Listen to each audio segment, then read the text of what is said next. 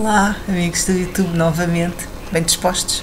Eu sou Jo Pereira e trago-vos outro livro que não acabei, consegui ler apenas a primeira parte. É muito complicado ler, li a parte da protagonista, digamos assim, é uma história real pungente e não consegui ler até ao fim, e esta é a primeira parte do livro. O livro chama-se Escravas, vendidas pelo próprio pai. Zana e Nádia comoveram o mundo. Zana é uma das meninas que consegue sair, a Nádia não consegue e a Miriam é a mãe. Zana é nascida em 65 de pai yanamita e mãe de ascendência indiana. E eles viviam em Birmingham, um sítio onde há várias comunidades de outros países na Inglaterra, um país com muita abertura e tolerância a outras comunidades. E um dia, quando ela tem cerca de 14 anos, o pai diz-lhe que ela tem que visitar o Iémen, de onde ele é originário, para umas férias. Iria a Zana primeiro e depois a Nádia, e seria um sítio maravilhoso de estar, que é um país maravilhoso, e depois voltaria. Mas o que é que aconteceu? O que aconteceu foi simplesmente horrível, pungente, doloroso, revoltante, e que pelos vistos acontece várias vezes, ou pelo menos na altura. Ou seja, em 1979 ela é vendida pelo próprio pai a um indivíduo que chama-se Abu Qada, que tem um filho doente, enfermiço, horrível, para ser mulher dele. Ela não assina nada, e o casamento faz-se nestes países muçulmanos, não há lei, as mulheres não têm uma opinião, uma assinatura, uma opinião a dar, não são chamadas, fazem tudo sem elas saber, nas costas delas, e enterram-nas na escravidão. Sem qualquer tendo em conta a sua personalidade, a sua pessoa, como elas ser humano. São segunda classe, se calhar terceira classe. E o próprio pai, que tinha problemas de dinheiro, não teve problemas nenhuns em vender a sua própria filha a um indivíduo. A primeira parte do livro porque o livro divide-se em várias partes, é bastante doloroso ler um livro destes, realmente não é nada fácil. É dividido na parte vendidas, e depois temos as outras partes, que é a mãe a falar. Ela, por fim, a mãe consegue descobrir o que se está a passar. O livro, como digo, é dividido em vendidas, e depois uma promessa a Nádia.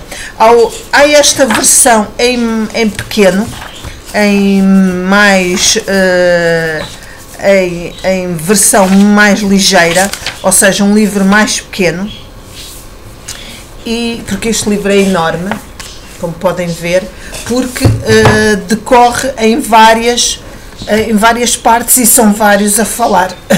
Neste caso, por fim, é a mãe. Eu fiquei na primeira parte, porque tive a noção que era extremamente complicado para mim ler. Eu começo a ler, ele lê-se muito bem, consegue-se compreender bem a dor da Nádia, a sua força de espírito, o seu ódio. Com 13 anos, ela fica até 1987, sai de lá com 24 anos. E percebe-se a sua força de espírito, a sua perseverança, o ódio àquele homem que lhe bate, o sogro, a mulher que não lhe bate, mas trata extremamente mal. Ela chega a ficar grávida de 8 meses, e até aos 9 meses ela trabalha de uma maneira excruciante e de autêntica, sem a mínima consideração com o estado dela.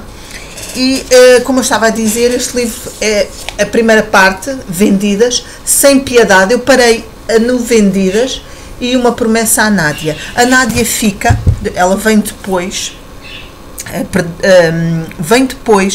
e acaba por se acomodar. Também é vendida a um rapaz que não a queria, que lhe batia, mas acaba por fazer 3 filhos e como tem os filhos e os ama, e os filhos não voltam para a Inglaterra, portanto ficam lá, ela não prescinde enfim, prescinde da liberdade e não prescinde dos filhos.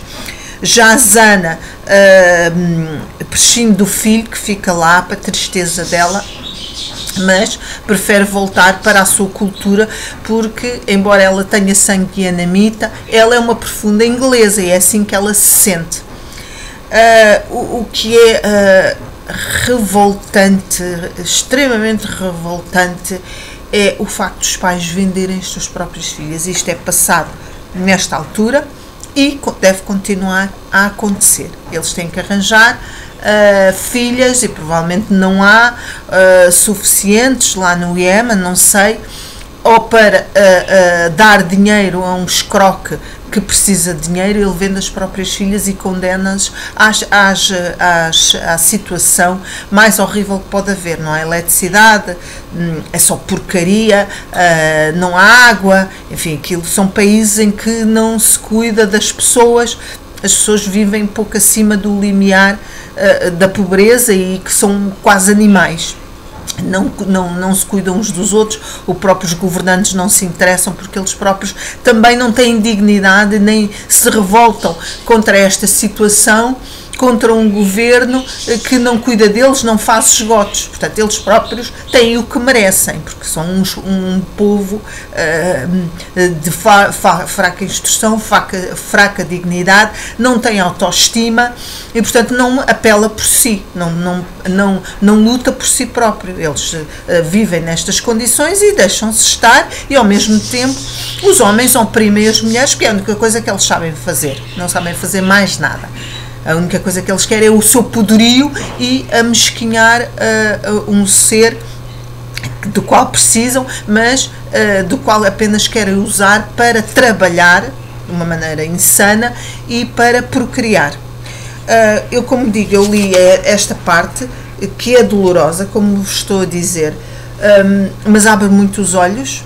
Ela hoje já está em Birmingham, podem ver as fotografias dela. Eu não cheguei a perceber na internet se efetivamente a Nádia continua a ver. As últimas fotografias dela, ela já está toda tapada, já está com aqueles costumes horríveis daquelas zonas do país em que ficam só com os olhos à mostra. Isto é a fotografia do monstro, do psicopata, do pai. Aliás, também vê-se bem o estilo, basta também olhar um pouco para ver que é um filho da mãe, não tem nada. A figura dele também diz muito, a postura, a cara, tudo, diz muito provavelmente do que ele é. E é elas no Iémen, a situação, umas meninas que não tinha nada a ver no seu passado. A tristeza da Nádia, a dor, ela conforma-se, tem uma capacidade, não tem a revolta e a perseverança da irmã, e ela já aqui tapada, aquelas coisas horríveis que as muçulmanas usam, e fica ela ainda volta, quer lutar por ela, mas infelizmente esta é a mãe. Eles conseguem deixar, ela por fim consegue mandar uma carta à mãe através de um indivíduo amigo lá, e a mãe acaba por perceber o que é que aconteceu e depois acaba por ir lá, depois de 1000 aventuras consegue chegar e ver, e depois desenvolvem uma campanha a nível do meios de comunicação social, que o governo iemenitas acaba por a devolver, deixando lá o filho. E eles no fundo também queriam é que ela tivesse um filho, mas queriam-na lá também para trabalhar, e ela consegue voltar para Birmingham. É uma pessoa hoje com 51 anos e ainda não sei bem o que é que aconteceu à outra irmã, mas isto é mais um caso que vos trago do sacrifício, da dor, da opressão de tudo de mal que acontece hoje, século XXI, século XX, século XXI, a pessoas que nascem do sexo feminino. As pessoas que nascem do sexo feminino nestas partes do mundo são condenadas, são completamente condenadas à infelicidade, à opressão, à indignidade, ao espancamento, à excisão feminina, e isto continua a existir. E países como estes continuam a existir assim, nunca se vão desenvolver, nunca vão progredir, porque uma coisa está associada à outra. Quando existe a lei do macho atrasada, miserável, retrógrada, que impõe isto às mulheres, este país nunca há de ser nada. Há de ser sempre, está a ter sempre governos corruptos que têm desprezo por este próprio povo. Estes povos nunca vão ser nada, até podem ter petróleo, mas no fundo são reles, como certas pessoas distinguem-se entre os grandes, pessoas grandes, e as pessoas pequenas. Isto há de ser sempre um país pequeno, porque é feito de pessoas reles e pequenas, sem grandeza, sem compaixão, sem amor ao próximo e sem respeito pelas suas próprias mulheres, de quem têm os filhos. Portanto, estes países nunca vão de ser nada senão porcaria.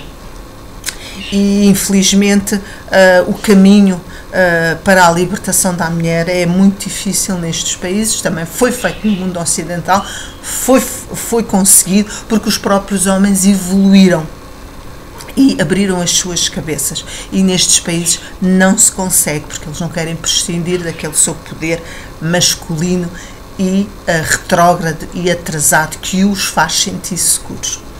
É um livro difícil, recomendo, eu vou continuar a ler. Entretanto, estou a ler uma coisa um pouco mais leve, também é um caso verídico, mas é um caso mais leve e bem disposto para fazer um intervalo deste livro tão pungente e tão vívido. Mais uma vez, Escravas, Zana Munson e Miriam Ali. Recomendo, abre-nos a cabeça e sabemos o mundo em que vivemos. E é bom a gente não se esconder na fantasia e na alienação, e sabermos qual é o nosso lugar no mundo e qual é o lugar das outras mulheres que existem, e que deveria mudar, e devia haver campanhas a nível mundial para acabar com este tráfico humano e esta opressão feminina. Seria esse o meu desejo. Beijinhos, até à próxima leitura, um bom ano para vocês. Penso que ainda vou voltar, mas tudo bom. Até à próxima.